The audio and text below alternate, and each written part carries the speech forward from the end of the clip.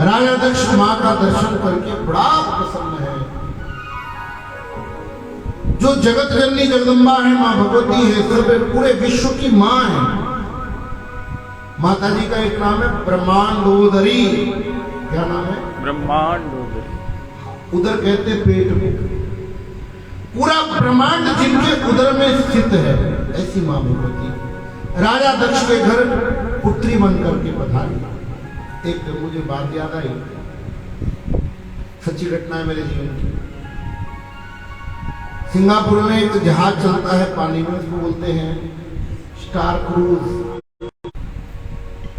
उन्होंने एक आयोजन रखा वहां जहाज पर, भागवत कथा सुनने जैसी घटना है। कई महात्माओं को भी साथ में ले गए, ऋतंबरा देवी भी थी साथ में, और कई मंडलेश्वर के कई महात्मा, हम भी गए थे।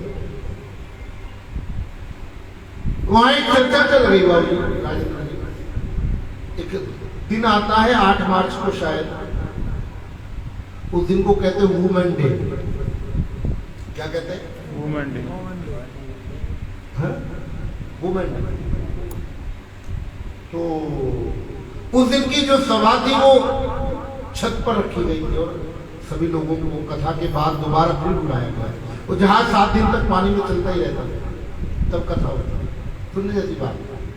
तो वुमेन डे था, तो स्वामी जी ने कहा आज केवल भारत की औरतों पर ही चर्चा होगी, कथा भारत की नारी पर चर्चा होगी। ठीक है, सब महात्मा इकट्ठे थे, 10-10 मिनट सबको बोलना था। जिसको जो प्रवचन करना था वो 10-10 मिनट, सम्मेलन जैसा था ना, जैसे सम्मेलन में महात्माओं को 10 मिनट 20 मिनट बोलने का मौका देते हैं, वैसे वहां भी था। 15-16 मंडलेश्वर थे, तो 10-10 मिनट 15-15 मिनट बोलना था।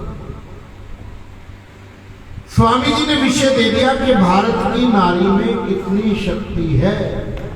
क्या विषय दे दिया? भारत की नारी में कितनी शक्ति है। हमारे जो मुख्य महात्मा थे उन्होंने बोल दिया, देवी ऋतंबरा जी ने, कि भारत की नारी में इतनी शक्ति है राजेंद्र जी, भारत की नारी में इतनी शक्ति है कि वो भगवान को बेटा बना सकती है।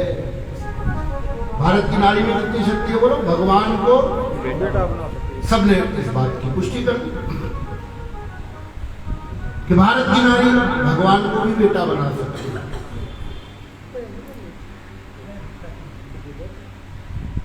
बोलो शंकर भगवान की जय, देवाजी महाराज की जय। क्या चर्चा चल रही? ध्यान मेरी तरफ।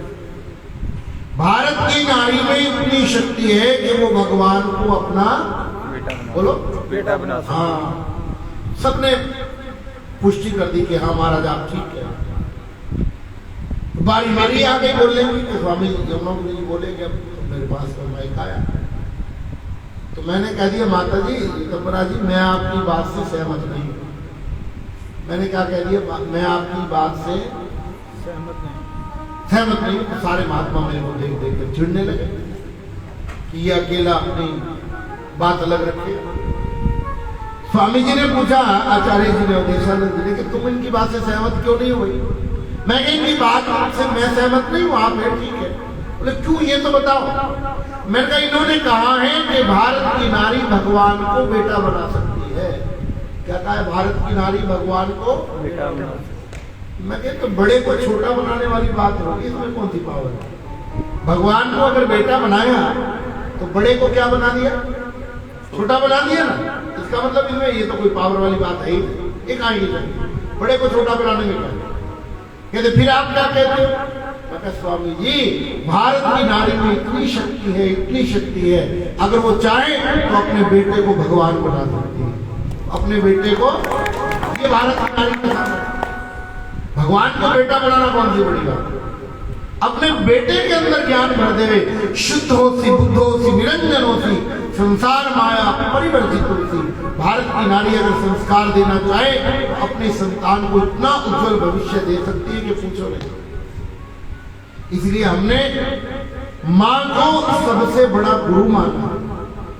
माँ की दी हुई शिक्षा पूरे जीवन पर्यंत काम आती। चर्चा चल रही थी कि राजा दक्ष के घर भगवती जगदम्बा जी का प्रादुर्भाव हुआ, शनि शनि समय बीतने लगा। ऋषि मुनियों को बुलवा करके राजा दक्ष ने अपनी बेटी का नामकरण संस्कार कराया। बहुत सारे बड़े बड़े ऋषि मुनि हैं। ऋषि मुनियों ने कन्या के ग्रह गोचर नक्षत्र देख करके, योग लगन कर्ण इत्यादि देख करके बालिका का नाम रख दिया सती। क्या नाम रख दिया? बोलो सती मैया की जय। अब राजा दक्ष ने पूछा, हमारा नाम तो रख दिया, ये बताओ कि मेरी बेटी का भाग्य कैसा है? ऋषि मुनि कहने लगे, भाग्य तुम्हारी बेटी का बड़ा तेज, इसका नाम भी कोई ले ले तो उसका भी भाग्य सुधर जाएगा। तुम्हारी पुत्री ऐसी है, इसका कोई नाम भी ले लेगा तो उसका भी भाग्य सुधर जाएगा। सब इसके जीवन में बड़ा एकदम अनुपम व्यवस्था है। एक चीज की थोड़ी सी कमी है। क्या कहा? बोलो, एक चीज की थोड़ी सी, कि ज्योतिषियों का नियम होता है। बोलो, ज्योतिषियों का पहले अच्छी अच्छी बातें बता के दक्षिणा ले लेते, फिर बाद में कहते हैं बाकी तो सब ठीक है, एक ग्रह खराब है। बोले बाकी सब व्यवस्था बढ़िया है, एक जगह थोड़ी सी गड़बड़ है। क्या? बोले इस कन्या के अष्टम स्थान में राहु है, और जिसके अष्टम स्थान में राहु होता है उसकी जो मृत्यु होती है वो सहज नहीं होती। अष्टम स्थान में क्रूर ग्रह होने से मृत्यु सहज, कोई अपघात हो जाता है, आत्महत्या कर ले, कोई एक्सीडेंट हो जावे या और कोई दुर्घटना हो जावे, ऐसे जीव आमतौर पर ही मैंने भी देखा है। अष्टम क्रूर ग्रह वाले जितने जीव हैं प्राय वो अकाल मृत्यु को प्राप्त होते हैं। ऋषि मुनियों ने जन्म पत्रिका बना करके दे दी। ऋषि मुनियों को बहुत विधि से दान पुण्य करके विदा किया गया। शनि शनि धीरे धीरे धीरे धीरे समय बीता। जब बालिका 5 वर्ष की हुई, 5 वर्ष की जब कन्या हुई ना,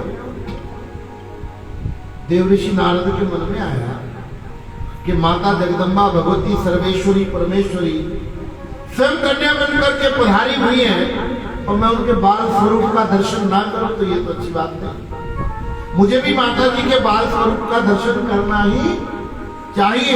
माता जी के बाल स्वरूप का दर्शन करने का संकल्प लेकर नारद जी राजा दक्ष के महल कनकल नाम के नगर में आ गए, और राजा दक्ष को कहने लगे कि हम आपकी कन्या का दर्शन करना चाहते हैं। राजा दक्ष ने मना कर दिया, नारद जी मैं आपको अपनी कन्या का दर्शन करने नहीं दूंगा। क्यों नहीं करने दोगे? बोले तुम्हारा कोई भरोसा नहीं है, तुमने मेरे 15,000 बेटे पहले ही सन्यासी बना दिए थे, अब तुम मेरी बेटी से मिलोगे, उसको भी कोई ज्ञान का उपदेश दे दोगे, अगर वो भी सन्यास लेकर के चलती बनी तो फिर मेरा क्या होगा? मैं अपनी कन्या का दर्शन करने आपको नहीं दूंगा। जिसका मुंह दूध से जलाओ, दूध से, तो छाछ को लस्सी को भी फूंक मार के मिलता है। एक बार धोखा खा लिया तो दोबारा थोड़ी धोखा खाएगा। राजा दक्ष ने मना कर दिया कि मैं आपको अपनी कन्या का दर्शन करने की अनुमति नहीं। तुमने मेरे 15,000 बेटे सन्यासी बना दिए। आप नारद जी समझाते राजा दक्ष, कौन सन्यासी बनेगा, कौन गृहस्थ बनेगा, कौन कहां तक अपनी पहुंच को चलाएगा, ये किसी के बनाने से, किसी के करने से नहीं होता। आप सोचो कि कोई किसी के बनाने से सन्यासी बन सकता है? आप सोचो कि कोई किसी के बनाने से सन्यासी बन सकता है? तो हम बाबाओं ने मिलकर आधी दुनिया को सन्यासी बना दिया। सन्यासी को हमारे बनाने, हम तो ज्ञान सबको दे ही रहे, लेकिन हमारा दिया हुआ जो ज्ञान है वो तुम्हारी बुद्धि में बस थोड़ी देर के लिए बैठता है। इसको कहते हैं शमशान वैराग्य। इसका नाम क्या है? बोलो शमशान। हाँ, ध्यान से सुनो। बोलो भोजन करने के बाद भोजन से, भोजन करने के बाद बोलो भोजन करने के बाद भोजन से, सहवास करने के बाद नारी से, प्राण छूट जाने के बाद शरीर से। जो वैराग्य होता है, भोजन कर लिया हो तुमने और तुम्हारे सामने एक से एक बड़ी आइटम पड़ी हो, पेट तुम्हारा भरा हो, तुम्हारे का वो भोजन देखने का मन भी नहीं करेगा। सहवास की बात नारी, और मृत्यु के बाद शरीर, प्राण छूट जाए, कोई अपना कितना ही प्यारा क्यों ना हो, फिर शरीर के प्रति ममता नहीं रहती। बोले ये तीनों की स्थिति वैराग्य की जो है, अगर ये परमानेंट रह जाए, स्थिर रह जाए, सारा संसार सन्यासी हो जाए, सारा संसार। लेकिन भोजन का सुख ऐसा है, थोड़ी देर में फिर भूख लग जाती है। श्री संघ का भी ऐसा ही, जब व्यक्ति मरता है तो बड़ा वैराग्य होता है, जब दिला के घर आ जाते फिर वही नमक तेल लकड़ी, फिर वही व्यापार, स्थिरता नहीं। जिस वैराग्य में स्थिरता नहीं होगी, वो वैराग्य आपको क्षणिक दुख तो दे सकता है, चिरकाल के लिए आनंद नहीं दे सकता। बाबा फरीद कहते हैं इसी बात। बाबा फरीद कहते हैं एक फकीरी लेख दी, पंजाबी समझ लेते बोलो मेरे नाम, एक फकीरी लेख दी, एक फकीरी पेख दी, एक मुड़ मुड़ पीछा वेख दी। फकीरी भी तीन प्रकार की है। एक फकीरी वो है जो परमात्मा बना करके फकीर भेजता है। बाबा नानक कहीं संन्यास लेने गए नहीं, कबीर साहब कहीं संन्यास लेने गए नहीं, नानक दादू पलटू जितने भी मीरा कहीं नहीं गए संन्यास लेने। इनके अंदर संन्यास स्वयं घटित हुआ है। ये फकीरी लेख भी है, परमात्मा ने बना करके भेजी। एक फकीरी लेख दी, एक फकीरी पेख दी। एक फकीरी वो है कि कपड़े पहन लिए लाल पीले, अंदर साधुता घटी है। और आजकल नकली लोग असली से भी ज्यादा बढ़िया दिखावा कर लेते हैं। नकली लोग असली से भी, एक फकीरी लेख दी, एक फकीरी पेख दी, एक मुड़ मुड़ पीछा देख दी। एक फकीरी ऐसी है कि संन्यास लेने के बाद भी चिंतन घर का ही करती रहती है। चिंतन किसका करती रहती है बोलो? एक बात याद रखना, संसार में दो लोग कभी सुखी रह नहीं सकते। कौन कौन? शादी के बाद, ब्याह के बाद औरत, ब्याह के बाद औरत अगर अपने मायके का ही चिंतन करती रहे, वो औरत भी कभी सुखी नहीं रह सकती। और संन्यास लेने के बाद साधु अपने घर बार का, परिवार का ही चिंतन करता रहे, वो साधु भी कभी सुखी नहीं रह सकता। एक फकीरी लेख दी, एक फकीरी पेख दी, एक मुड़ मुड़ पीछा बेच दी। ये जो साधुता है ये किसी के बनाने से नहीं बनती। भक्ति फिर भी सत्संग से उत्पन्न हो जाएगी, ज्ञान वैराग्य भी सत्संग से उत्पन्न हो जाएगा। लेकिन संन्यास मार्ग का जो एक जो व्यवस्था है ना, वो तो प्रारब्ध का विषय है। सन्यासी 4 प्रकार के होते हैं। सन्यासी कितने प्रकार के होते हैं? अरे बोलो, कौन कौन से? बोलो मेरे साथ, बोलो। रीचक, उदीचक, हंस, परमहंस। 4 प्रकार के सन्यासी हैं। रीचक हैं, घर में रहकर भक्ति भाव इत्यादि कर करके संसारिक प्रपंच में नहीं पड़े। उदीचक भक्ति भाव में लगे, घर भी छोड़ दिया। हंस, जो चोटी जनेऊ रखते हैं, दंड हाथ में रखते हैं ना, आपने देखे होंगे दंडी साहब, वो कर्म कांड को भी मानते हैं, गायत्री का जप भी करते हैं। और चौथी श्रेणी है परमहंस की। परमहंसों के ना तो जनेऊ होता है और ना चोटी होती है, चोटी जनेऊ या दंड भी नहीं रखते परमहंस। ये 4 श्रेणियां हैं सन्यास की। राजा दक्ष ने मना कर दिया, नारद जी मैं अपनी कन्या का आपको दर्शन करने नहीं दूंगा। नारद जी ने कहा कि राजन आपको चिंता करने की जरूरत नहीं है, मैं आपकी कन्या को संन्यास मार्ग का कोई उपदेश नहीं दूंगा, आप तो मुझे उसका दर्शन करने दीजिए। जब नारद जी ने कहा, वचन दिया कि मैं संन्यास मार्ग का कोई उपदेश नहीं करूंगा, राजा दक्ष ने अपनी कन्या का दर्शन करा दिया नारद जी। अब नारद जी ने दर्शन किया मां भगवती जी का, चलने लगे। राजा दक्ष ने कहा महाराज अब आप आ ही गए हो, दर्शन कर ही लिया है, काम हमारा भी कर दो। क्या? बोले आप तो भूतकाल, वर्तमान काल, भविष्य काल, तीनों कालों के ज्ञाता है। आप हमारी बेटी का कृपा करके भाग्य तो बता दो, इसको घर बार कैसा मिलेगा, इसका संसार कैसा होगा। नारद जी मुस्कुराने लगे, बोले मैं इनका भाग्य क्या बताऊंगा, ये तो जगत के भाग्य को बनाने वाली है। फिर भी राजन अगर आप पूछते हैं तो सुनिए, तुम्हारी पुत्री का भाग्य अतिशय प्रबल है, बहुत अच्छा भाग्य है। इसकी तपस्या की जगत में सदा प्रशंसा हुआ करेगी। बहुत अच्छा तुम्हारी कन्या का भाग्य है, सब बहुत अच्छा है। राजा ने पूछा, महाराज ये बताओ कि घर बार कैसा मिलेगा? अच्छा, गृहस्थियों में ये प्रॉब्लम होती है, छोटी बेटी भी हो ना 5-4 साल की, 10 साल की, और कुछ पूछे ना पूछे, महात्मा घर में पंडित कोई आ जाए ज्योतिषी, ये जरूर पूछेंगे हमारा घर बार कहेजा मिलूंगा। ये गृहस्थियों में होता है। और आजकल तो बड़ा अच्छा सिस्टम है, हम किसी के घर चले जाए ना, भोजन कर ले, और उनकी लड़की हो, क्या कहते महाराज, कोई मुंडा दसो जेड़ा खांदा पींदा ना हो। क्या कहते, कोई मुंडा दसो जेड़ा खांदा पींदा ना हो, वो साडे कोल मिलूगा कि अस्पताल मिलूगा? पहले तो कहेंगे हमारा खांदा पींदा ना हो, फिर कहेंगे हमारा खाते पीते घर का। पहले तो लड़का खाता पीता ना हो, फिर खाते पीते। गृहस्थी लोगों का, माता जी आपको तो कम पता होगा, मेरा अनुभव ज्यादा है इस बारे में। पहले तो लड़का ढूंढेंगे जो बोलो खाता पीता ना, बाद में जब शादी हो जाएगी ना, शादी साला खुद पूछेगा जीजा जी कीड़ी लाऊंगे। समझ गया? गलत बोल रहा हूँ। पहले तो ढूंढेंगे, नहीं आई बात में, क्यों ना, नहीं ऐसा होता है तेरे साथ। बोलो शंकर भगवान की। आजकल का सिस्टम ही बदल गया। आजकल लड़का ऐसा ढूंढते हैं, बोले जो अकेला रहता हो, अकेला हो, ना कोई भाई हो ना कोई। रिश्ते धीरे धीरे धीरे धीरे आपके स्वभाव के कारण खत्म होते जा रहे हैं। आजकल रिश्ते ही दो रह गए, या अंकल या आंटी, बोलो या अंकल या, ना किसी को पता मामा कौन है, ना किसी को पता मासड़ कौन है, ना किसी को पता फुफ्फड़ कौन है, ताऊ कौन है, चाचा कौन, सारे अंकल हैं। हमारे हिंदुओं में, हमारे भारत में एक एक रिश्ते का अलग अलग नाम है, एक एक रिश्ते का अलग अलग, और वो इतने कंफ्यूज लोग हैं, रिश्तों के नाम भी नहीं रख पाए, बस अंकल आंटी में सब आ गए, अंकल आंटी में उनका सब आ जाता है, नहीं सुने। और धीरे धीरे भारत की भी हालत यही हो रही है।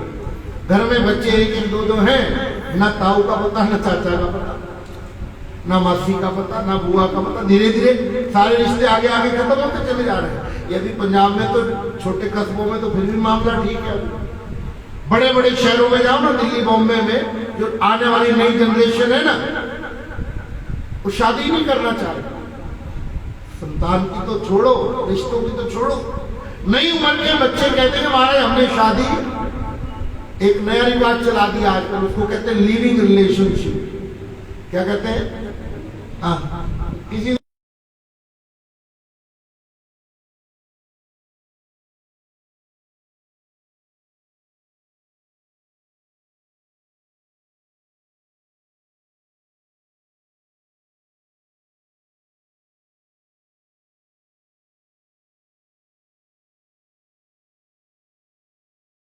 जिंदगी थोड़ी है।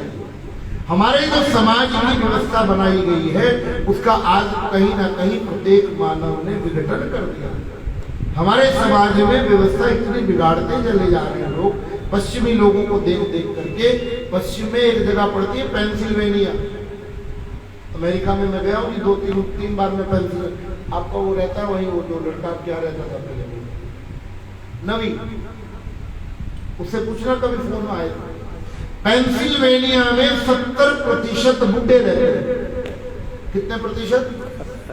क्योंकि सरकार ने वहां घर बनाने में कुछ छूट दिया, थोड़ा सस्ता पड़ता है। और वहां भीड़ किस दिन होती है पता है आपको?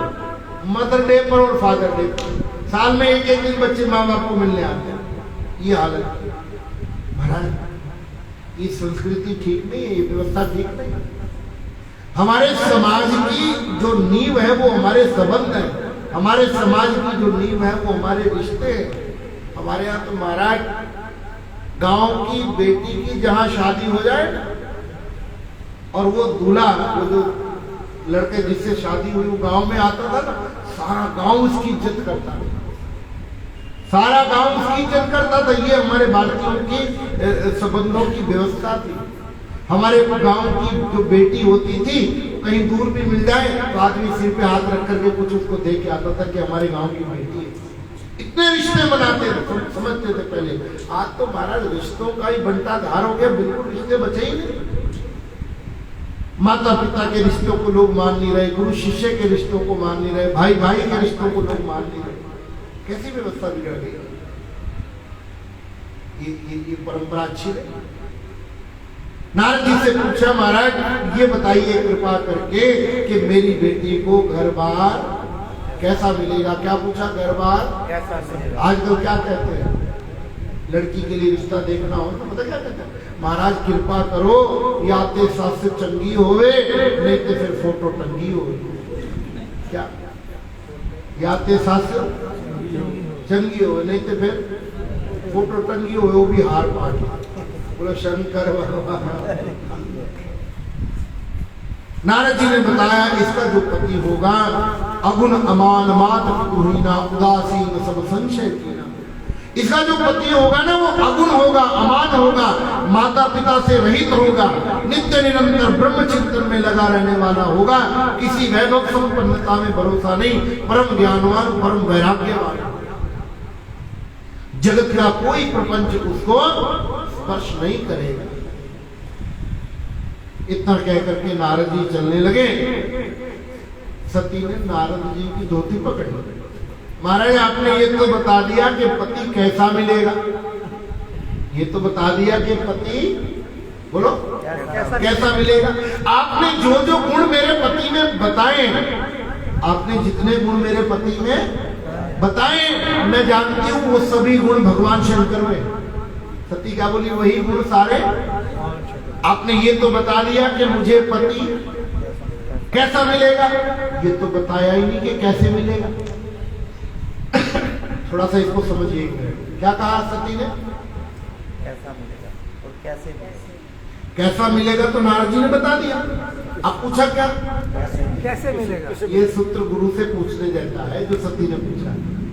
आज कल जो व्यवस्था चली है ना धर्म में, हमारे कथाओं में, लोग ये तो बता देते हैं कि भगवान कैसा है, ये तो बता देते हैं कि भगवान मोर मुकुट वाला है, डमरू वाला है, शेरों वाली है, ये तो बता देते हैं।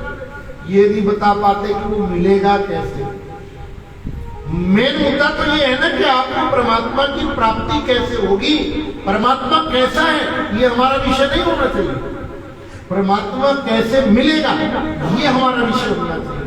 गुरु से कुछ पूछने जैसा है तो यही पूछने जैसा है कि गुरुदेव ये बताइए कि हमको हमारा परमात्मा कैसे मिलेगा, जिससे हम अलग हुए हैं, उपरात्पर ब्रह्म की प्राप्ति हमको कैसे होगी, ये पूछने जैसा है।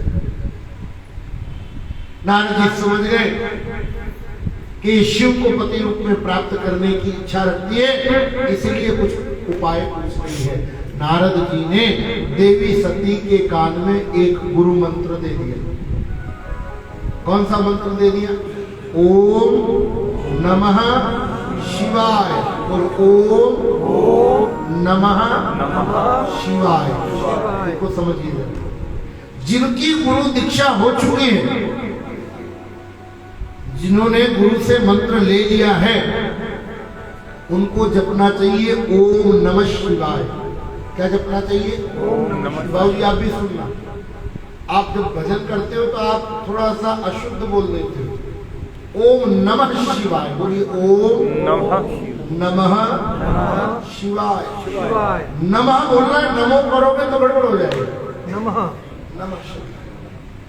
जिनकी गुरु दीक्षा हो चुकी है वो बोले ओम नमः शिवाय, और जिनकी अभी गुरु दीक्षा नहीं हुई है वो जपा करे नमः शिवाय। क्या जपा करे? वो प्रणव का जप ना करे, ओम का जप ना करे। कुछ मंत्र हिंदू सनातन धर्म के ऐसे हैं जिनको जपने की एक पद्धति होती है, एक तरीका होता है। सभी मंत्र सभी परिस्थितियों में नहीं जपे जा सकते। हमारा भाई बैठा है अजय, ये गोरा, इसने पूछा था कि महाराज आजकल एक बड़ा विवाद चलता है कि गायत्री जपनी चाहिए कि नहीं जपनी चाहिए। ब्राह्मण के लिए गायत्री बोल करके जप करना वर्जित है। ब्राह्मण के लिए बोलो ब्राह्मण गायत्री मंत्र बोल करके जप करना हाँ वर्जित है। क्यों? क्योंकि ब्राह्मणों का जब यज्ञोपवीत होता है, जिसको आप लोग जनेऊ कहते हैं, यज्ञोपवीत के समय गुरु मंत्र के रूप में ब्राह्मण को गायत्री मंत्र की ही दीक्षा दी जाती है। तो ये नियम है कि गुरु मंत्र को बोल करके नहीं किया जा सकता, इसलिए ब्राह्मणों को गायत्री जप बोलकर करना नहीं चाहिए। दूसरी बात, महिलाओं को भी गायत्री मंत्र का जप करना नहीं चाहिए, निषेध। आप करो, मैं मना नहीं करता, मैं तो वो कह रहा हूं जो लिखा है। कई बाद में मेरे से लड़ने आ जाओ, वो ऐसा नहीं करता। मैं तो शास्त्र की बात कहता हूं कि शास्त्र में ऐसा लिखा है, तुम मानो ना मानो। और महिलाओं को मैं प्रार्थना करूं, जरा कान खोल के सुनो, आपको गायत्री मंत्र जपने की जरूरत ही नहीं है। पूछो क्यों? शास्त्र कहता है, हमारा वेद कहता है कि ब्राह्मण को एक दिन में 72 माला गायत्री की जप करके जो फल मिलेगा, जरा कान खोल के सुनो, 72 माला गायत्री जप करके ब्राह्मण को जो फल मिलेगा, वो फल आपको केवल अपने परिवार की सेवा करने मात्र से मिल जाएगा। जब आप अपने परिवार को भोजन बना के कराएंगी ना, सास ससुर की सेवा करेंगी, पति की सेवा करेंगी, बच्चों की सेवा करेंगी, आपको वही फल बिना जप किए ही मिल जाएगा जो जप का फल ब्राह्मण को 72 माला के बाद मिलेगा। जब आपको सेवा से ही इतना फल मिल रहा है तो आपको 5-7 घंटे बैठने की जरूरत क्या है? आप तो अंतरात्मा से सेवा कीजिए। और दूसरी बात, ये भी थोड़ा सा जोड़ लेना अपने जगत के व्यवहार में, जब सेवा करो ना, ये सोच के सेवा नहीं करना कि मैं सास ससुर की सेवा कर रही हूं, ये सोच के सेवा नहीं करना कि मैं पति की सेवा कर रही हूं, ये सोच के सेवा नहीं करना कि मैं अपने बच्चों की सेवा कर रही हूं। क्या संकल्प करके, क्या सोच करके सेवा करना? सेवा ये संकल्प करके करना कि इनमें भी मेरा परमात्मा बैठा है, इनके माध्यम से मैं अपने परमात्मा की सेवा कर रही हूं, इनके माध्यम से मैं अपने आपका वो सेवा करना भी सुमिरन से ऊंचा हो जाएगा। तो गायत्री मंत्र की व्यवस्था है कि ब्राह्मण को बोलकर नहीं करना चाहिए। और जो गायत्री मंत्र है ना, और समझ लीजिए इसको अजय भाई, अभी हमारे धर्म में विडंबना हो गई, गायत्री को भी माता बोलने लग गए। बोलो, गायत्री को भी क्या बोलने लग गए? ये आर्य समाज जब से चला तब से। हमारे यहाँ गायत्री मंत्र जो है ना, वो माता का मंत्र ही नहीं है।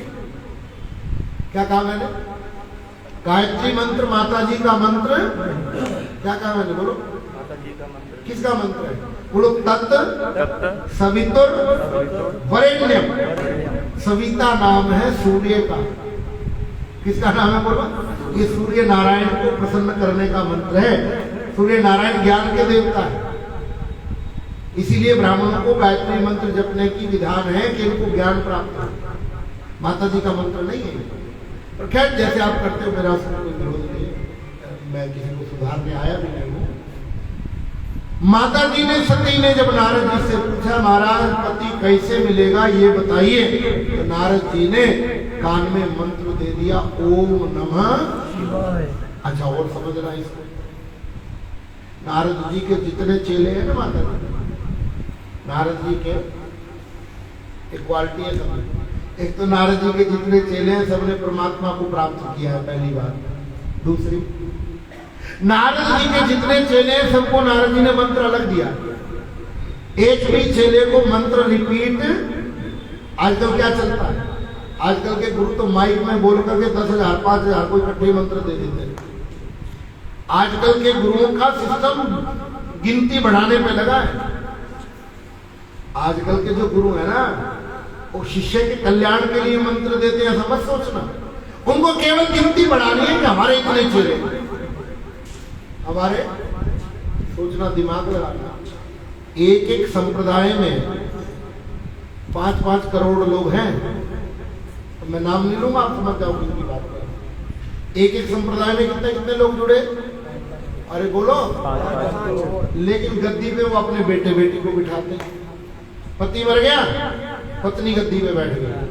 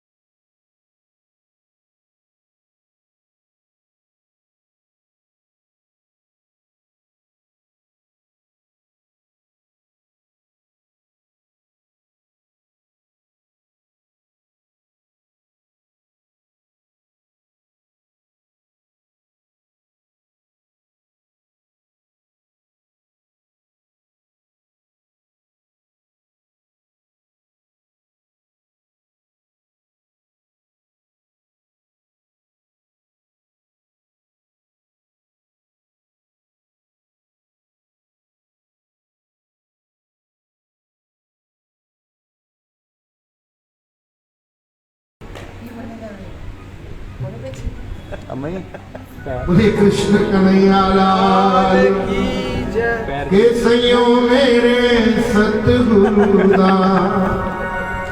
इधर आ। तेरी कमीज कौन ले गया? कमीज कमीज बेच दी क्या? चॉकलेट ले लिया उसका? ये तो अंदर का इनर पहन के आ गया, क्या बात है? पटाखे आप पटाखे लाओ। किसको पटाखे लाओ? शंकर भगवान की जय। क्या गाना था? भूल गया। सही के सैयो मेरे सतगुरु दा बड़ा प्यार अनोखा है। सैयो मेरे सतगुरु दा बड़ा प्यार अनोखा है। सैयो मेरे सतगुरु दा बड़ा प्यार अनोखा है। ये बाकी सारा जग लगदा मैनू तो खाई धोखा है। ये बाकी सारा जग लगदा मैनू तो खाई धोखा है। सैयो मेरे सतगुरु दा बड़ा प्यार अनोखा है। सैयो मेरे सतगुरु दा बड़ा प्यार अनोखा है। ये बाकी सारा जग लगदा मैनू तो भाई धोखा है। ये बाकी सारा जग लगदा मैनू तो भाई धोखा है। सभी जगह ऊपर करके गाए मिल करके 1 2 3 4।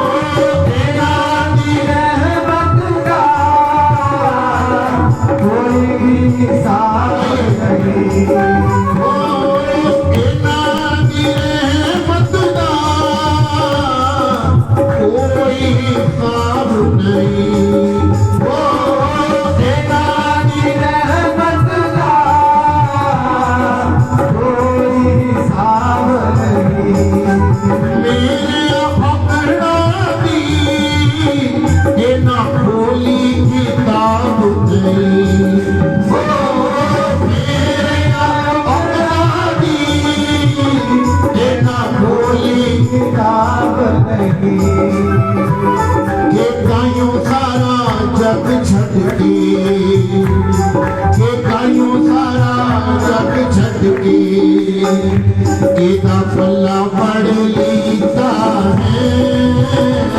वो गायों सारा जग छड़ के, एदा पल्ला पड़ लीता है। वो सैयों मेरे सतगुरु दा बड़ा प्यार अनोखा है। वो सैयों मेरे सतगुरु दा बड़ा प्यार अनोखा है। सभी जगह ऊपर करके गाइए मिल करके।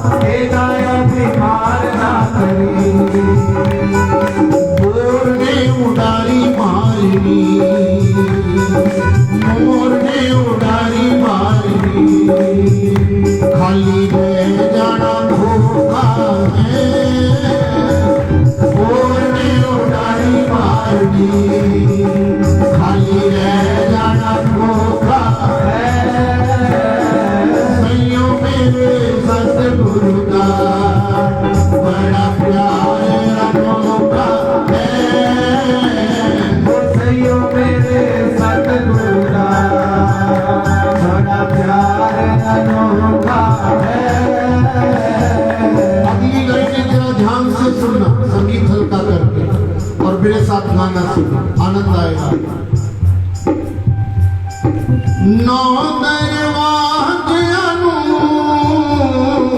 कर ले तू बंद बंदिया नौ दरवाज़ियां नूं कर ले तू बंद बंदिया नौ दरवाज़ियां नूं कर ले तू बंद बंदिया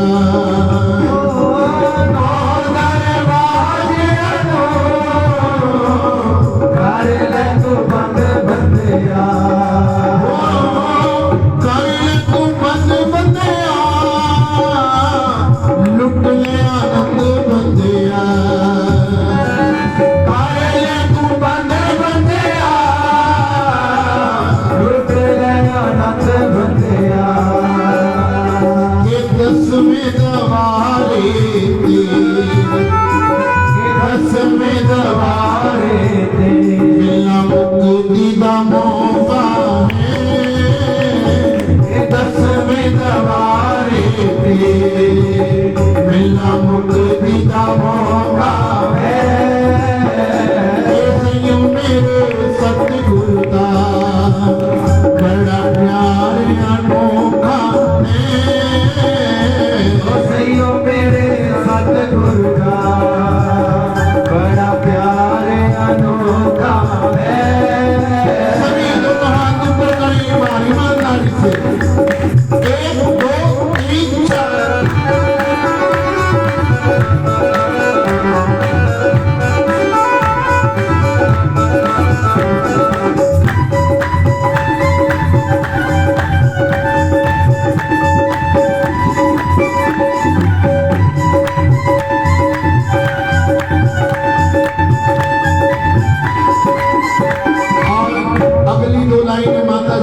संगीत हल्का करें सब लोग गाएं और उन बातों को थोड़ा सा समझे सबने गाना गाना सत्संग करते होए जदों अमृत बरसांदे ने हो सत्संग करते होए जदों अमृत बरसांदे ने हो सत्संग करते होए जदों अमृत बरसांदे ने हो सत्संग करते होए जदों अमृत बरसांदे ने जिन्ना उते पाण दृष्टि होयो तर जांदे ने हो जिन्ना उते पाण दृष्टि होयो तर जांदे ने नाम दा खजाना विकदा नाम दा खजाना बिकदा नाम दा खजाना विकदा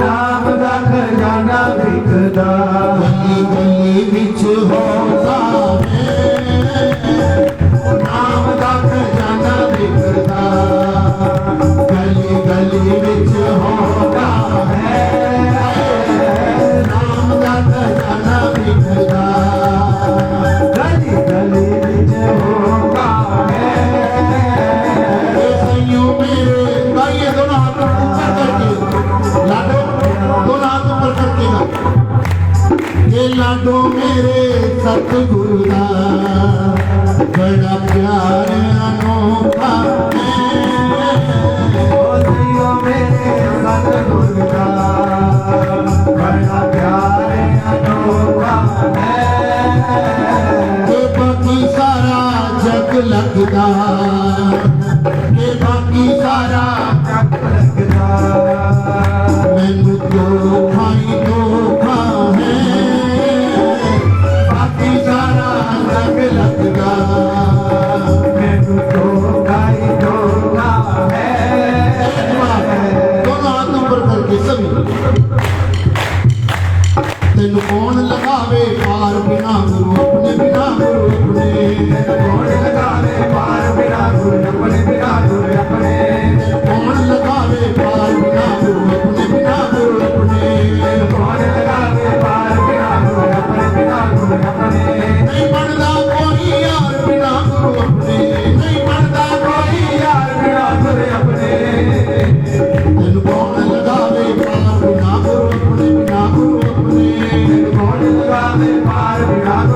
अपने बिना गुरु अपने कौन लगावे पार बिना गुरु अपने बिना गुरु अपने कौन लगावे पार बिना गुरु अपने बिना गुरु अपने शंकर भगवान की जय। हर हर महादेव। हमारे यहाँ गुरु शिष्य की परंपरा बड़ी पुरानी है। गुरु श्रोत्रिय हो, ब्रह्मनिष्ठ हो। गुरु ऐसा हो जिससे आप कभी बैठकर अपनी जिज्ञासा का शमन कर सकें। माफ करना मेरी बात, ये बहुतों को चुभेगी। आजकल ऐसे ऐसे गुरुओं का जमाना आ गया है जिनसे आप पूरी जिंदगी में कभी मिल नहीं सकते। ओ बैठा आधा किलोमीटर पे प्रवचन कर रहा है, कभी तुम्हारे मन में कोई जिज्ञासा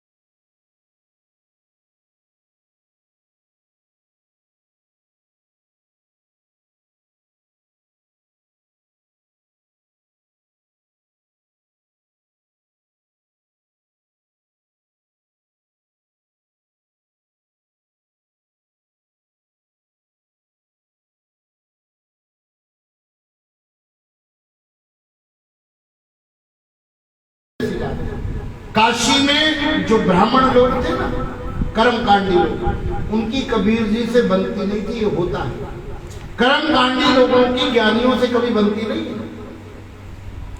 कबीर के पास बड़ी भीड़ जाती थी, बड़ी प्रजा जाती थी। ज्ञान तो ज्ञान है, आत्मा की खुराक है, ज्ञान की ओर तो आदमी आकर्षित होगा ही होगा। ब्राह्मणों के का धंधा चौपट होने लगा। ब्राह्मणों ने कबीर को नीचा दिखाने के लिए, सुनना जरा गौर से, काशी में एक सम्मेलन करा दिया। काशी में एक सम्मेलन करा कबीर को नीचा दिखाने और बड़े बड़े भारत के संतों को बुलाया, मंच पर बिठाया प्रवचन के लिए। सारा शहर, सारे आसपास के लोग बड़े बड़े संतों को सुनने आने लगे, बड़ी भीड़। कबीर को पता लगा कि बड़े बड़े संत आए हैं, ज्ञान की चर्चा कर रहे हैं, मुझे भी वो ज्ञान सुनना चाहिए। कबीर जी भी जाकर के पीछे से जूते चप्पल जहां उतरे थे वहां बैठ के सुनने लगे। ब्राह्मणों ने देखा, रे तो वही कबीर है जिसके कारण इतना बड़ा खर्चा किया, बाहर निकालो। लेकिन निकाले कैसे? कोई ना कोई उपाय तो करना ही। डायरेक्ट तो सत्संग में कह नहीं सकते कि देखो कि तू उठ के बाहर चल, कोई बहाना तो बताना पड़ेगा। अगले दिन घोषणा कर दी कि हमारे सम्मेलन में, हमारे सत्संग में वही लोग आएंगे जिन्होंने गुरु मंत्र ले रखा है, गुरु दीक्षा ले रखी है। निगुरे लोगों का यहाँ प्रवेश नहीं हो सकता, क्योंकि कबीर जी का कोई गुरु था ही नहीं। कबीर जी ने साड़ी पहन ली, घूमट निकाल लिया, जाके बैठ गए, कि कोई पहचानेगा नहीं। लेकिन साधु छुपाने से छुपते थोड़ी, साधु छुपाने से छुपते, इश्क मुश्क अंगारा और साधु नहीं छुपते। जब उनका तेज बोलता है इससे चढ़कर, समझ गए कि तो कबीर है। घूंघट निकाल के आ गया। 4 ब्राह्मणों ने कबीर को उठाया और पंडाल के बाहर फेंक दिया। 4 ब्राह्मणों ने उठाया और पंडाल के, कबीर ने कहा कुछ भी हो जाए, मैंने इतने बड़े बड़े ज्ञानी संतों का प्रवचन सुनना जरूर है, चाहे मुझे उसके लिए गुरु मंत्र ही क्यों ना लेना पड़े। मैं कल गुरु मंत्र लूंगा, लेकिन गुरु मंत्र लूंगा तो तब जब पहले किसी असली नकली की पहचान होगी। साधु तो बहुत आए लाइन लगाकर, कैसे परीक्षा होगी कौन असली है कौन नकली। कबीर जी ने सोचा रात के समय सबकी कुटिया पर कान लगाकर सुनूंगा, जो असली साधु होगा वो भजन करेगा, जो असली साधु नहीं होगा वो घराटे भर रहा। कबीर जी रात के समय गए, सबकी कुटिया पे कान लगा के सुनने लगे। किसी की कुटिया में से पैसे गिनने की आवाज आ रही थी, किसी की कुटिया में से आवाज आ रही थी साडा ओ चेला है, साडा वो चेला है। किसी की कुटिया में से आवाज आ रही थी कि आश्रम में ये करना है, ये करना है। सब अपने अपने धंधे में लगे। प्रवचन करना अलग बात है, ज्ञान होना अलग बात है। एक कुटिया के अंदर से आवाज आ रही थी राम राम। क्या आवाज आ रही थी? कबीर जी समझ गए आधी रात का समय है, जिसकी कुटिया में से अकेली में से राम राम की आवाज आ रही है, मतलब यही साधु असली है। अंदर जाकर के देखा कौन से साधु थे, उन साधु का नाम था रामानंद पुरी। क्या नाम था बोलो? रामानंद। प्रणाम किया, गुरु जी मैं आपसे मंत्र दीक्षा लेना चाहता हूँ, गुरु मंत्र लेना। बाबा जी ने पूछा भाई तू कौन है? गुरु मंत्र लेने आया आधी रात को। बोले महाराज मेरा नाम ना कबीर है। क्या बोले? मेरा नाम। गुरु जी बोले तेरे को बिल्कुल मंत्र नहीं देंगे, तेरे चक्कर में तो इतना खर्चा हो रहा है। तेरे को मंत्र दे दिया, ब्राह्मण उठा के मेरे को भी बाहर फेंकेंगे। ब्राह्मण क्या भरोसा, मना कर। कबीर जी ने संकल्प कर लिया कुछ भी हो जाए मंत्री से लेना। दिन रात देखने लगे दूर से कि बाबा जी क्या क्या करते हैं, क्या क्या नहीं करते। कबीर जी ने पता लगा लिया जासूसी करके कि बाबा जी रोज सवेरे 4 बजे गंगा नहाने जाते हैं। बोलो 4 बजे रोज कहाँ जाते हैं? जिस घाट पर नहाने जाते हैं, जिन सीढ़ियों से उतर कर जाते हैं, अगले दिन कबीर जी उन्हीं सीढ़ियों पर उल्टे लेट गए, मुंह नीचे और पीठ बोलो। बाबा जी आ रहे थे, बाबा जी का पैर कबीर जी की पीठ पर पड़ गया। बोलो बाबा जी का पैर कहाँ पड़ गया? कबीर की। और उनके मुंह से निकला राम राम राम राम राम राम। क्या निकला? राम राम। कबीर जी ने सोचा यही गुरु मंत्र है, ये ले लो भाई। कबीर जी ने कहा मिल गया गुरु मंत्र। पैर कहाँ पड़ गया बाबा जी का? कबीर की पीठ हमारे शरीर का सबसे ज्यादा संवेदनशील हिस्सा है। मुख पर धर्म रहता है, बोलो मुख पर धर्म और पीठ पर अधर्म रहता है। इसलिए तुम जितनी निंदा चुगली करते हो ना, तो सब पीठ के पीछे करते हो। पीठ पे अधर्म रहता है और पीठ पर पड़ गया गुरु जी का। अरे छोड़ो, तुमको समझ नहीं आएगी। तुम्हारे में से कोई नहाता है क्या? कौन कौन नहाता? हाथ खड़े करो। नहीं नहाते? नहाते हो रोज? अच्छा ठंडे पानी में नहाते हो कि गर्म में? उससे पानी तू बंदा ग्रेट है, बीच का काम चला लिया। कभी ठंडे पानी में नहा के देखना। ठंडे 1 लोटा पानी का लेना, पैर पर डालना कुछ नहीं होगा, हाथ पर डालना, मुंह पर डालना कुछ नहीं होगा। लेकिन वो लोटा पानी का जब कमर पर डलेगा ना तो सुबकी आएगी। क्या आएगी बोलो? क्यों? क्योंकि पीठ का हिस्सा शरीर का सबसे ज्यादा संवेदनशील हिस्सा है। गुरु इसलिए आशीर्वाद कहाँ देता है? पीठ पर। कबीर जी की पीठ पर गुरु का पांव पड़े और मुख से शब्द क्या निकल गया बोलो? राम राम। कबीर जी ने तो मंत्र समझ के जपना शुरू कर दिया। और अगले दिन कबीर जी ने अपने घर के बाहर ना बोर्ड लगवा दिया, और बोर्ड पे क्या लिखवा दिया? रामानंद जी के चेले कबीर का घर। क्या बोर्ड लगवा दिया बोलो? रामानंद जी के चेले कबीर का घर। अब ब्राह्मणों ने जाके रामानंद को पकड़ लिया। क्यों बाबा, तेरे क्या पड़ी थी कबीर को मंत्र देने की? जब हमने इतना कह दिया था कि सत्संग में बिना गुरु मंत्र वाला आएगा नहीं, अब तुमने उसको मंत्र दे दिया वो आ जाएगा। बड़ी समस्या खड़ी की। तो रामानंद जी बोले मैंने तो मंत्र दिया ही नहीं। ले आओ बुला के कबीर को, मैं पूछता हूँ मैंने मंत्र कर दिया। ब्राह्मण गए कबीर को बुलाने, महाराज आपको गुरु जी ने बुलाया। कबीर जी बोले जब अब मंत्र ही मिल गया गुरु जी का क्या करना है, हम जाते हैं। मना कर दिया। जाकर के रामानंद जी बोला महाराज तुम्हारा चेला आने से मना कर रहा है। रामानंद जी बोले ऐसे कैसे मना कर रहा है? जाओ 4 आदमी जाओ उठा के ला। 4 ब्राह्मण गए, उठा के ले आए और स्टेज पे बाबा जी के बगल में बिठा दिया गया। रामानंद जी ने पूछा, क्यों रे कबीर, मैंने तेरे को मंत्र कब दिया था?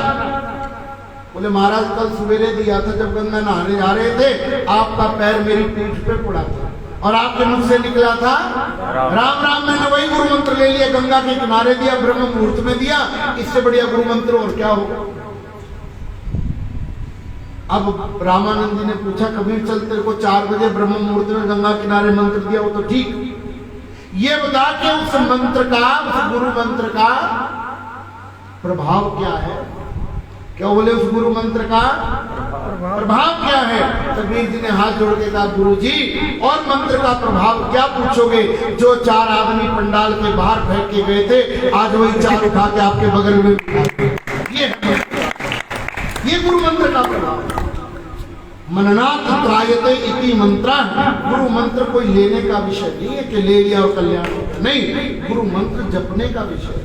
जपात सिद्धि, जपात सिद्धि, जपात सिद्धि। जितना जपते रहोगे उतनी सिद्धि मिलती रहेगी। नारद जी ने कान में मंत्र दे दिया, ओम नमः शिवाय। क्या मंत्र दे दिया? ओम नमः शिवाय। बोलो ओम नमः शिवाय। अच्छा, आप में से वो लोग हाथ खड़े करो जिन्होंने गुरु मंत्र ले रखा है। बड़े बड़े अच्छे लोग, मेरी तो जरूरत ही नहीं थी। अच्छा, नीचे करो। अब ईमानदारी से मंदिर में बैठे हो, देखो झूठ नहीं बोलना। वो लोग हाथ खड़े करो जो रोज 1 घंटा 2 घंटे बैठ के गुरु मंत्र जाप करते हैं। मेरा फोटो खींचूंगी। मंत्र केवल लेने का विषय नहीं है। ये बात इसलिए मुझे कहनी पड़ रही है कि एक बंदे ने मुझे आज आके कहा, महाराज मैं मंत्रता लिखता थी, 8 साल हो गए, मैं मंत्र ही भूल गया। तेरा हो गया कल्याण, तेरे बाप का भी हो गया साथ में। मंत्र जाप करने का विषय, नित्य निरंतर जप कीजिए, जप करने से सिद्धि प्राप्त होती है। देवी सती गुरु के द्वारा बताए गए मंत्र का जाप करने लगी।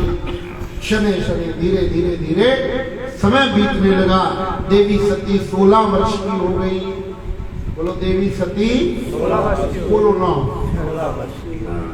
अब राजा दक्ष को लगा कन्या षोडशी हो गई, अब कन्या के विवाह का चिंतन करना चाहिए। पिता को तो चाहे राजा हो चाहे रंग हो, गरीब हो के अमीर हो, बेटी के ब्याह की चिंता तो होती है। राजा दक्ष अपने पितामह श्री ब्रह्मा जी के पास गया, हे पिताश्री आप कृपा करके बताइए मेरी कन्या सती के योग्य वर कौन है? मेरी कन्या सती के योग्य वर कौन है? ब्रह्मा जी ने कहा तेरी कन्या तो साक्षात जगदम्बा है, तेरी कन्या साक्षात भवानी है, और अगर ये भवानी है तो इसके पति केवल भव हो सकते हैं, और भव नाम है भगवान शंकर का। नमः शंभवाय च मयो भवाय च, नमः शंकराय च मयस्कराय च, नमः शिवाय च शिवतराय। आप शंकर जी से अपनी कन्या का विवाह पक्का कीजिए। दक्ष ने कहा मेरी तो शंकर जी तक पहुंच ही नहीं है, तो मैं कहते क्या पक्का करूंगा, पोती तो आपकी भी लगती है। आप जाकर के शंकर जी से मेरी कन्या का विवाह पक्का कीजिए। ब्रह्मा जी भगवान शंकर के पास प्रकट हुए, कैलाश पर्वत पर जाकर के जय जीव चरणों में प्रणाम किया। भगवान शंकर ने पूछा ब्रह्मा जी कैसे आना हुआ? प्रार्थना किया महाराज मेरी ऐसी इच्छा है, मेरे साथ भी देवी सरस्वती रहती है, विष्णु जी के साथ भी देवी लक्ष्मी रहती है, आप अकेले रहते हैं, आप अकेले रहते हैं। हमारी ऐसी इच्छा है कि आप भी ब्याह करके 1 से 2 हो जाए, आपका विवाह हो जाना चाहिए। शंकर जी ने मना कर दिया, मैं इस प्रपंच में पढ़ने वाला, क्योंकि शादी ऐसा लड्डू जो खाए वो भी पछताए, और जो ना खाए वो भी, जो ना खाए वो बिल्कुल ना पछताए। हम तो नहीं पछता रहे, हमारे तो बड़े मजे। अब पक्की बात है, क्या हंस रहे, क्यों बोले रिया था? जितने मजे हमारे तुम्हारे हो ही नहीं सकते, इतने लोग बैठे हैं क्यों भाई? सच्ची सच्ची बताना है, पत्नी तो नहीं देगा। तुम्हारी पत्नी ने कभी हाथ जोड़ के पूछा तुमसे स्वामी जी क्या खाओगे? नहीं पूछा होगा, पक्का नहीं पूछा होगा। और मैं इनके घर चला जाऊं मेरे से जरूर पूछे कि स्वामी जी क्या खाओगे? बोलो मजे मेरे हैं कि तुम्हारे? हमारे यहाँ एक कहावत है, हमारे यहाँ कहते हैं वैरागी मरे नहाए नहाए। बोलो वैरागी मरे नहाए नहाए। वैरागी समझते हैं ना, वो जो उल्टे तिलक वाले होते हैं, 101 नंबर उल्टा तिलक नहीं लगाते, भी लगा के बीच में बिंदु। मरे नहाए नहाए। बोलो वैरागी मरे नहाए नहाए।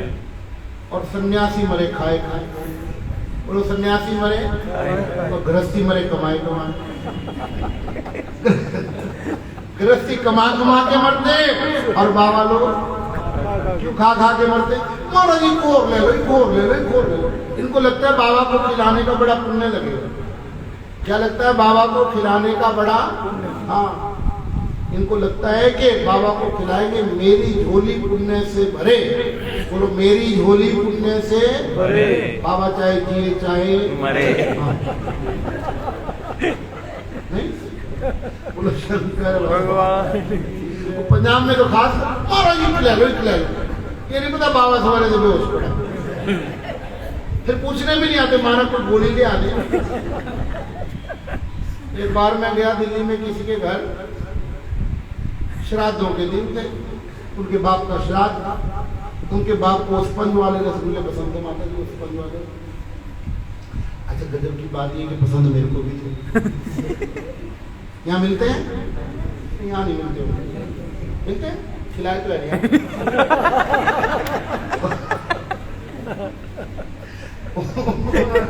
उन्होंने मंगा रखे थे स्पंज वाले रसगुल्ले। सुनने ऐसी बात, अब मेरे को बड़े पसंद। आंधे भाई आंधे, एक एक करके मैं 26 खा गया। फिर पूरियां बनी थी, श्राद्ध है, फिर खीर बनी थी, खा गया। अब खा लिया ज्यादा, मेरे तो उठा नहीं जाता। बाबू जी बोले कि महाराज थोड़ा चूरन ला दूं, चूरन। ज्यादा खा लिया तो उठा नहीं जाए। मेरे को कहते महाराज थोड़ा सा चूरन ला दूं। अरे मैं क्या, चूरन खाने की जगह होती तो एक रसगुल्ला और नहीं खा ले। अगर चूरन ही खाने की जगह होती एक रसगुल्ला और खा ले। ब्रह्मा जी जब गए भगवान शंकर को प्रार्थना किया, महाराज आप विवाह कर लीजिए। शंकर जी ने मना कर दिया कि मैं इस प्रपंच में पढ़ने वाला नहीं हूं। ब्रह्मा जी ने सोचा मेरे को तो श्राप लगा है, मेरी तो कोई पूजा करेगा ही नहीं। रह गए ये दोनों, एक विष्णु जी और एक शंकर जी। ज्यादा पूजा ज्यादा भक्ति शंकर जी की होती है। अगर शंकर जी ने ब्याह नहीं किया, इनके चेले भी ब्याह करने वाले नहीं। और इनके चेले ब्याह नहीं करेंगे तो मेरी दुनिया चलेगी कैसे? ब्रह्मा जी को अपनी टेंशन हो, कैसे भी करके शंकर जी को ब्याह के लिए तो मनाना ही पड़ेगा। ऐसा ब्रह्मा जी ने संकल्प किया। क्या किया? ब्रह्मा जी के मन में आया ये सबकी बात टाल सकते हैं, ये सबकी बात टाल सकते हैं, लेकिन विष्णु जी की बात कभी नहीं टाल। नहीं टाल। क्या करना चाहिए? भगवान श्री हरि विष्णु को जाकर प्रार्थना की, महाराज आप जाकर के भूतनाथ भगवान शंकर को ब्याह के लिए मनाइए। श्री हरि विष्णु भगवान को मनाने के लिए महाराज आए, प्रणाम किया, जय जी हुआ। भगवान शंकर ने पूछा आज आपका आगमन किस कारण हुआ है? विष्णु जी बोले मैं आपसे कुछ मांगने आया हूँ। क्या बोले? मैं आपसे कुछ मांगने। शंकर जी ने कहा ये भी गजब हो गया, आज तक तो आप केवल कुछ देने ही आया करते थे।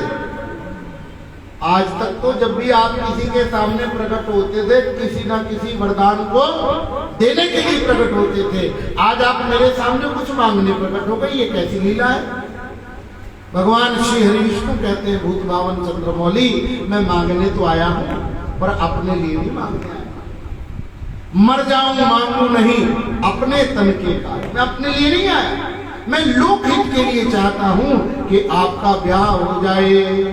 पहले तो शंकर जी ने मना कर दिया कि नहीं महाराज मैं इस प्रपंच में पढ़ूंगा।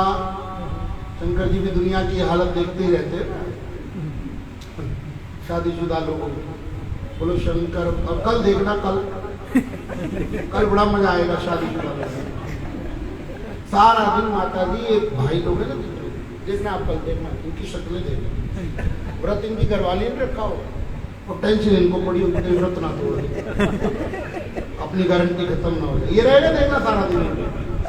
बोलो शंकर भगवान। मेरे को बात याद आई,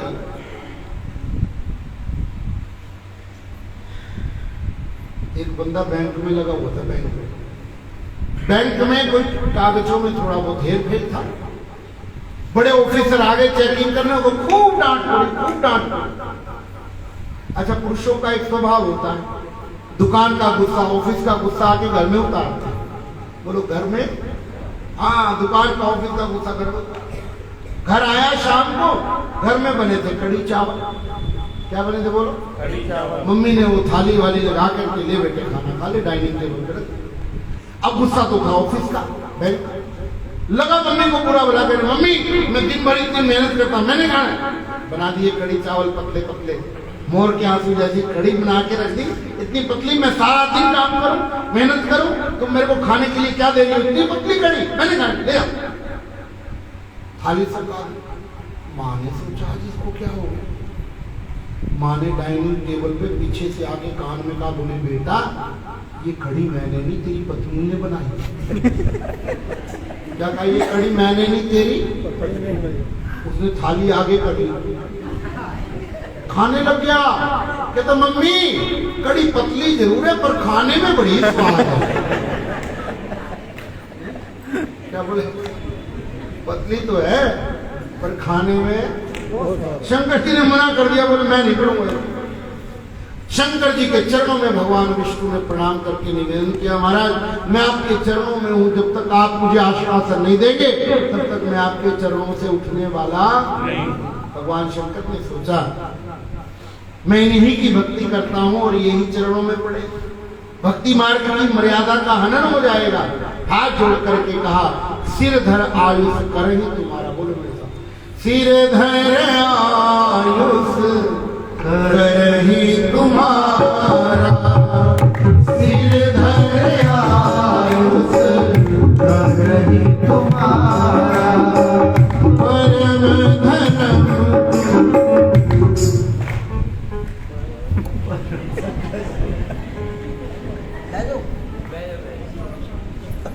बैजो, उसी आगे बैजो, बैजो करा चुकी। क्या गा रहे? सिर धर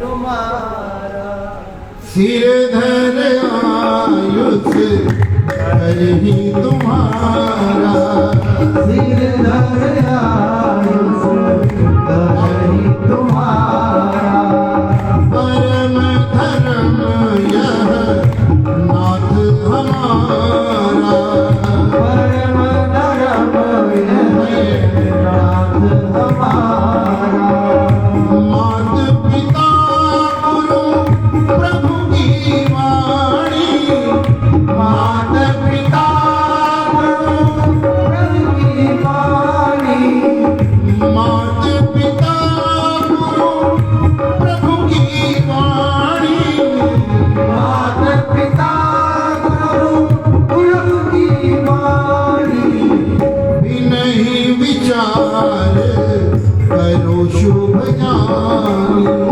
बिनहि विचार करो शुभ जानी। शंकर भगवान की। बोलो सिर धर आयुष कर ही तुम्हारा। सभी बोलो इधर मेरी तरफ ध्यान। बोलो सिर धर आयुष कर ही तुम्हारा। हाथ जोड़ करके कहा, आपकी आज्ञा शिरोधार्य है। क्या कहा? आपकी आज्ञा शिरोधार्य है। मना कर दिया विष्णु जी ने, नहीं महाराज मेरी आज्ञा को सिर पर नहीं रखना है। क्यों? बोले आपके सिर पे गंगा बहती है, आज्ञा कब बह गई पता लगेगा।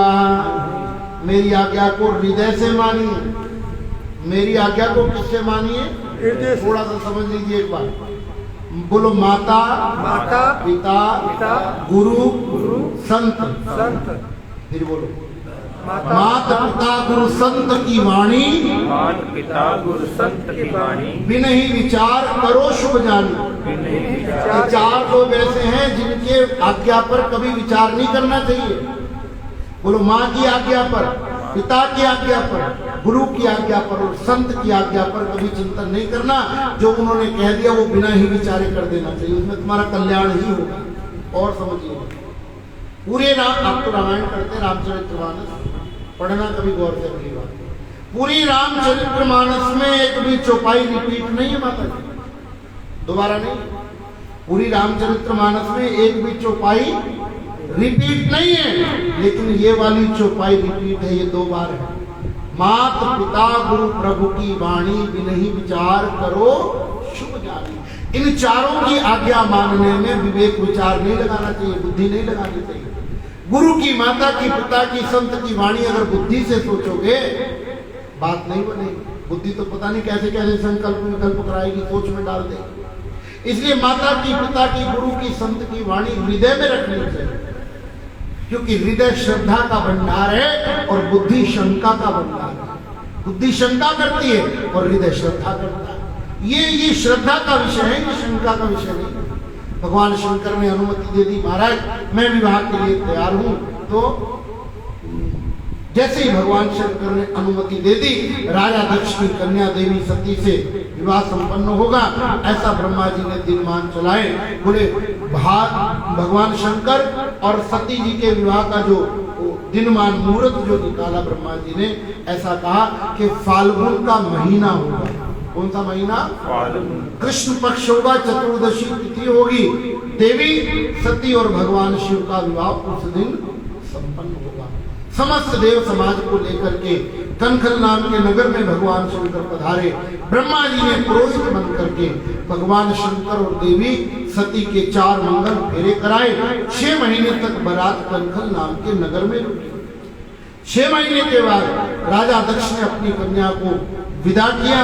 दायुज दियो बहुभांति, जितने भी देवी देवता आए थे उनके स्थान, उनके पद, उनकी प्रतिष्ठा के अनुसार दान दक्षिणा देकर विदा किया। भगवान शंकर देवी सती को लेकर के कैलाश पर्वत पर आ गए। कई वर्षों तक कैलाश पर रमण करते रहे। कई वर्षों तक भगवान शंकर और देवी सती बोलो कैलाश पर्वत पर रमण करते रहे, लेकिन इनके घर कोई संतान उस समय नहीं हुई। बहुत समय बीत गया, बहुत समय बीत गया। शंकर जी ने विचार किया कि अब मुझे घर गृहस्थी भोगते भोगते बहुत समय हो गया है, अब मुझे पुनः ब्रह्म चिंतन के मार्ग पर, ज्ञान के मार्ग पर लगना चाहिए। ये आप लोगों के लिए ज्ञान है। प्रत्येक चीज की एक समय सीमा निश्चित होती है। सारी जिंदगी एक ही प्रपंच में पड़े रहो, ये अच्छी बात नहीं है। एक समय ऐसा आना चाहिए, सब व्यवस्था हो गई तो निवृत्त होकर के ब्रह्म चिंतन में लगना चाहिए। भगवान शंकर ने सोचा कि अब हम ज्ञान मार्गी बन करके ज्ञान प्राप्त करने के लिए सती को लेकर के सत्संग करेंगे। क्या कहा? सती को लेकर सत्संग। लेकिन भगवान शंकर ने विचार किया कि अगर मैं कोई ज्ञान की चर्चा सती के सामने करूंगा तो मेरे द्वारा दिया गया ज्ञान सती की बुद्धि में बैठने वाला नहीं। क्यों नहीं? क्योंकि ज्ञान उसी का बुद्धि में बैठेगा जिसके प्रति आपके मन में गुरु भाव होगा। किसका दिया हुआ ज्ञान मन बुद्धि में बैठेगा? बोलो। जिसके प्रति आपके मन में गुरु भाव होगा। जब तक आपके मन में गुरु भाव होगा नहीं, तब तक ज्ञान बुद्धि में बैठने वाला नहीं। इसके लिए आप जरा भागवत को देखिए। महाभारत के युद्ध के बाद जब धर्मराज युधिष्ठिर राजा बन गए, उनके मन में ग्लानि हो गई, दुख हो गया। क्या? कि मेरे कारण इतना बड़ा महाभारत का युद्ध हो गया, हजारों लाखों करोड़ों सैनिक मारे गए, मुझे बड़ा भारी पाप लग गया। धर्मराज के मन में क्या आ गया?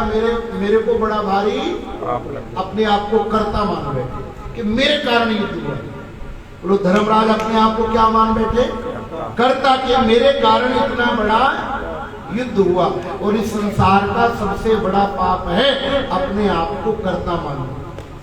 संसार का सबसे बड़ा पाप क्या? बोलो, अपने आप को कर्ता मानना। अपने आप को कर्ता मान करके जियोगे तो पाप पुण्य दोनों तुमको भोगने पड़ेंगे। मैं करने कराने वाला नहीं, I am only I instrument. मैं परमात्मा के हाथ की पोंगरी हूँ, मैं उसके हाथ की कठपुतली हूँ। वो जैसे चलाए जा रहा है मैं वैसे चल रहा हूँ। ऐसा मान करके जीवन जियोगे तो पाप भी नहीं लगेगा और पुण्य भी, आपकी वृत्ति सदा पवित्र रहेगी। जब तक आपके मन में गुरु भाव नहीं होगा, ज्ञान बुद्धि में टिकने वाला नहीं। शंकर जी ने सोचा ज्ञान तो मैं भी दे सकता हूँ सती को, पर मेरे द्वारा दिया ज्ञान इसकी बुद्धि में नहीं बैठेगा, क्या करना चाहिए? शंकर जी ने सोचा किसी संत के पास ले चलते हैं सती को। किसी उस समय के सबसे उच्च श्रेणी के जो संत महात्मा थे उनका नाम था महर्षि अगस्त। क्या नाम था बोलो? महर्षि अगस्त। इनका एक नाम है कुंभज। क्या नाम है? ये बात है त्रेता युग की। भगवान शंकर का विवाह हुआ था सतयुग में, और कौन सा युग आ गया बोलो? इसको थोड़ा सा समझिए। युग परिवर्तन का मतलब है आपके मन का, आपकी बुद्धि का एक सोच का परिवर्तन है। जवानी में तो जगत के व्यवहार अच्छे लगते हैं, जब जवानी ढलने लगे फिर जगत के व्यवहार के साथ परमात्मा के व्यवहार भी अच्छे लगने लग जाते हैं। कुंभज ऋषि के यहाँ लेकर के चले, जरा देखना इसको। ये जो मैं चौपाइयाँ बोलूंगा उसको गाना, और हो सके तो उनको थोड़ा सा समझना भी। फिर आगे से जब आप रामायण पढ़ेंगे तो आपको अच्छा लगा, इनको समझिए। एक बार त्रेता युग माही, एक बार त्रेता युग माही, शंभु गए कुंभज ऋषि पानी। शंभु गए कुंभज ऋषि पानी, संग सती जग जननी भवानी। संग सती जग जननी भवानी, पूजे ऋषि अखिलेश्वर ज्ञानी। पूजे ऋषि ईश्वर जानी। ये पहले चौपाई इसको समझ लीजिए पहले। बोलो बोलो। एक बार त्रेता युग माही। एक बार त्रेता युग माही। बोलो, सारे बोलो। एक बार त्रेता युग माही। माता जी, एक बार शब्द रामचरित्र मानस में 25 बार आया है। एक बार शब्द कितनी बार आया है? 25 बार। और 25 बार की 25 बार नई कहानी शुरू हुई है। शंकर जी त्रेता युग का समय था, सती को साथ लेकर के कुंभज ऋषि के पास गए। एक बार त्रेता युग माही, त्रेता युग में शंभु गए। बोलो बोलो, शंभु गए कुंभज ऋषि पानी। अगस्त जी का एक नाम है कुंभज। बोलो, अगस्त जी का एक नाम क्या है? कुंभज। क्यों इनका नाम कुंभज है? क्योंकि इनका जन्म कुंभ में से हुआ था, मटके में से हुआ। कुंभज है। सती को साथ लेकर के चले कुंभज ऋषि के यहाँ। ये जरा ध्यान से सुनना महाराज, सत्संग सुनने जाओ, कथा में जाओ, शंकर जी तुमको ज्ञान देते भाई लोग, जरा ध्यान से सुनना। कथा में जाओ, सत्संग में जाओ, तो अपनी पत्नी को साथ लेके जाओ। क्या कहा? अपनी पत्नी को बोलो, जिन्ना दी कहना मानो दिए, अब ले जाओ, जिनको नहीं मानती ना ले जाओ, क्या करो। एक बार त्रेता युग माही शंभु गए कुंभज ऋषि, और साथ में कौन गई जरा बोलो, शुरू से बोलो। संग सती जग जननी भवानी। बोलो, संग सती जग जननी भवानी। कितने विशेषण लगाए, सती जग जननी भवानी। पहुंच गए महात्मा जी के आश्रम। जैसे ही महात्मा जी ने देखा शंकर और सती पधारे हैं, दंडवत प्रणाम कर दिया लेट करके। शंकर जी के चरणों में जैसे ही महात्मा जी ने प्रणाम किया, सती के मन में शंका हो गई। बोलो, सती के मन में क्या शंका हो गई कि ये हमको क्या ज्ञान देगा जो हमको मत्था टेक रहा है। नहीं, आवाज सती के मन में क्या शंका हो गई, जो हमको प्रणाम कर रहा है वो हमको ज्ञान क्या देगा, शंका।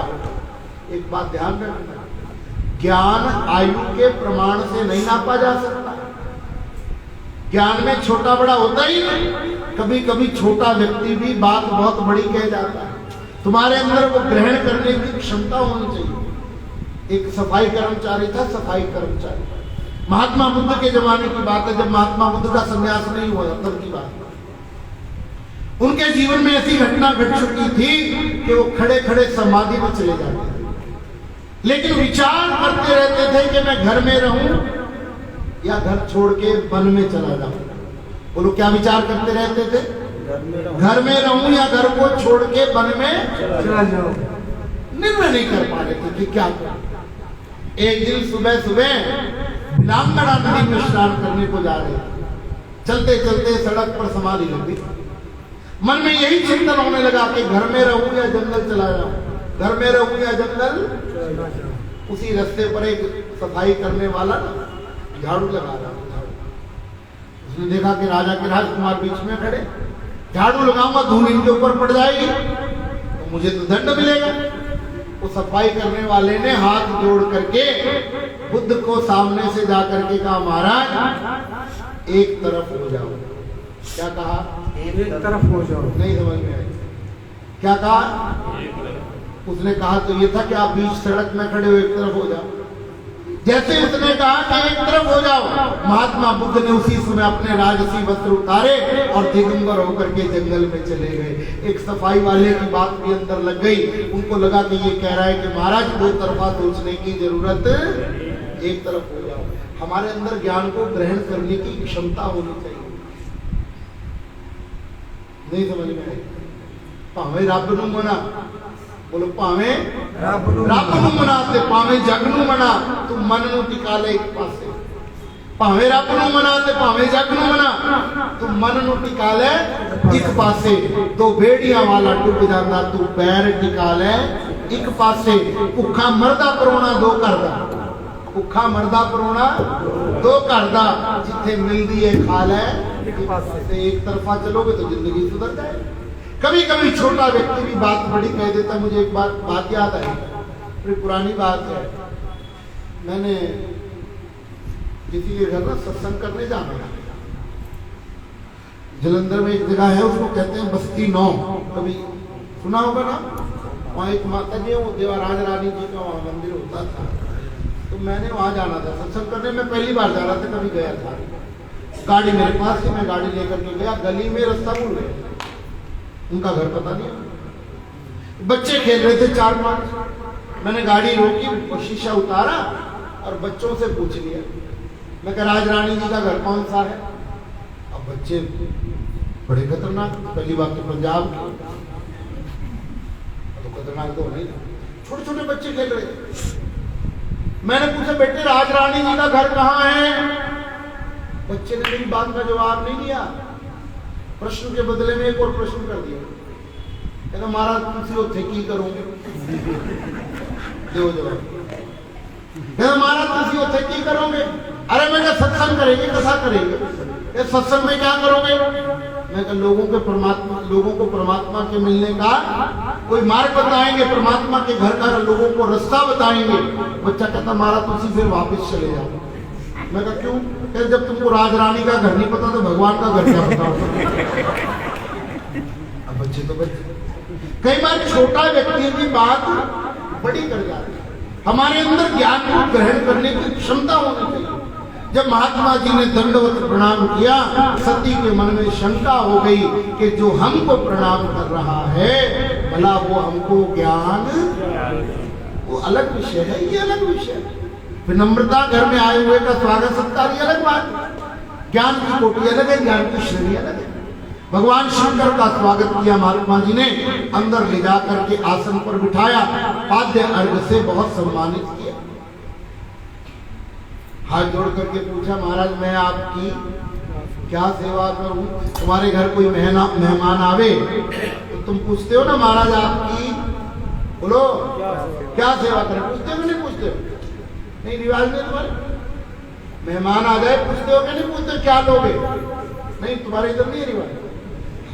महात्मा जी ने कहा महाराज आज्ञा करें मैं आपकी क्या सेवा करूं? किस कारण आपका आगमन हुआ है? शंकर जी कहते महाराज मेरी ऐसी इच्छा है कि आप मुझे राम जी की कथा सुना दीजिए। क्या बोले? आप मुझे राम जी की कथा। महात्मा जी को आ गई हंसी। रची महेश निज मानस राखा। बोले महाराज राम कथा के रचयिता तो आप ही, मैं आपको कथा क्या सुनाऊंगा? जिसकी रचना आपने की, आपको मैं कथा क्या सुनाऊंगा? शंकर जी बोले महात्मन, भले मैंने रचना किया है और ये राम जी की कथा ऐसी है जिसको सुनकर मुझे बड़ा आनंद आता है। और ये सच्ची बात है हमारा, अपनी बनाई हुई चीज सबको बड़ी प्यारी होती है।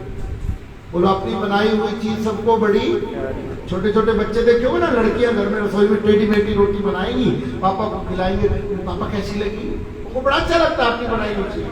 इस संसार का नियम है, अपनी कृति अपनी रचना सबको बड़ी प्रिय होती है। दिल्ली में एक स्टेडियम का नाम है ताल कटोरा स्टेडियम। क्या नाम है? ताल कटोरा। एक बार आरएसएस के ग्रुप ने, अजय भाई, सुंदरकांड पर हमारी सन्यासियों की चर्चा रखवाई। सुंदरकांड पर चर्चा करने अखाड़े की तरफ से मैं भी गया। उस समय अपने भारत के जो प्रधानमंत्री थे वो अटल बिहारी वाजपेयी जी हुआ। मैं नई नई उम्र में था, प्रवचन करने गए हम। अब इतना बड़ा आदमी बैठा हो तो प्रवचन करते समय भी चक्कर आता है, अच्छे अच्छे आदमी। प्रवचन चल रहा था सुंदरकांड का, सामने बैठे थे प्रधानमंत्री जी और वो बैठते ऐसे थे कि पता नहीं लगता था सो रहे हैं कि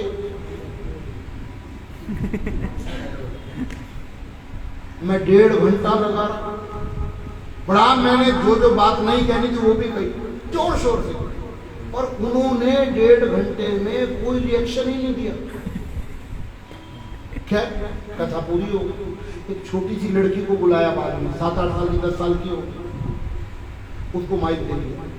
उसने एक कविता सुनाई, बिल्कुल टेढ़ी मेढ़ी, कोई दम नहीं कविता में।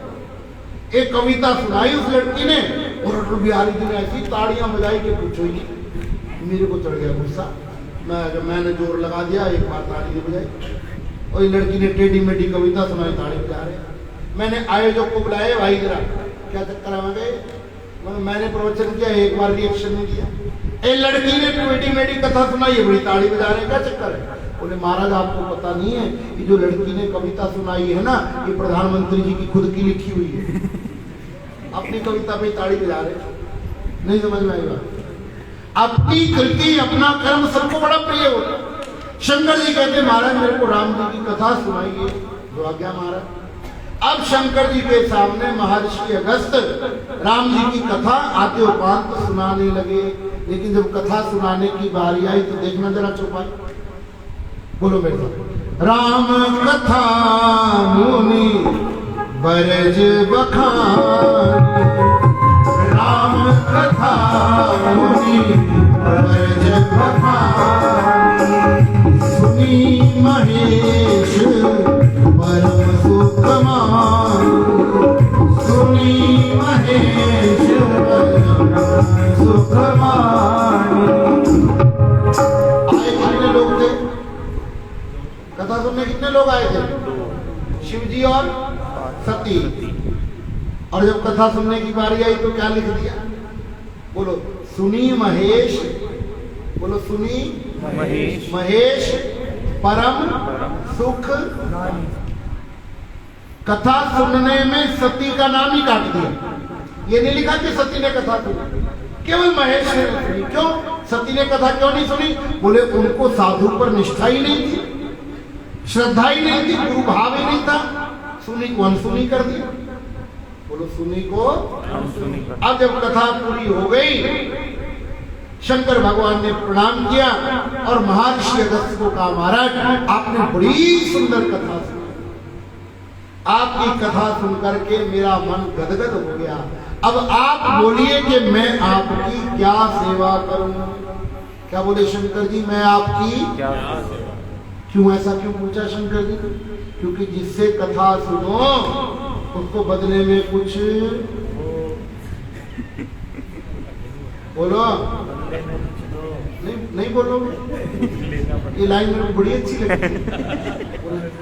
शंकर जी क्या बोले?